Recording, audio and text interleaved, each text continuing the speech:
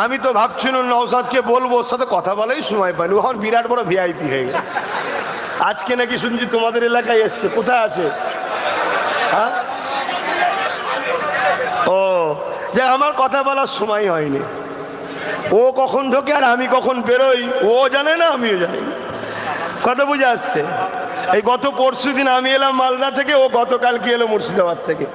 ছুটছে, আমিও ছুটছি, ওর ছুটছে। আল্লাহ আমাদেরকে শুধু ছুটি করাচ্ছে। কথা বুঝে আসছে না? নাই তো সেই জায়গায় আমি ওকে ভাবছিলাম বলবো যে ভাঙরে একটা আমি প্রোগ্রাম করবো, রে তোর আপত্তি নেই তো? কেন ওকে জিজ্ঞেস করা দরকার। জানি ভাঙর দাদা হুজুরের, আর পাশাপাশি সুলতান আসগার আলী হুজুরের, জানেন তো নাকি? হ্যাঁ, ভাঙরের সুলতান ইনি, জানি। তারপরেও ছোট তো, আমি বড় হয়ে গেছি, বড়োর ওপরে ঝড়ঝাপটা বেশি হয়।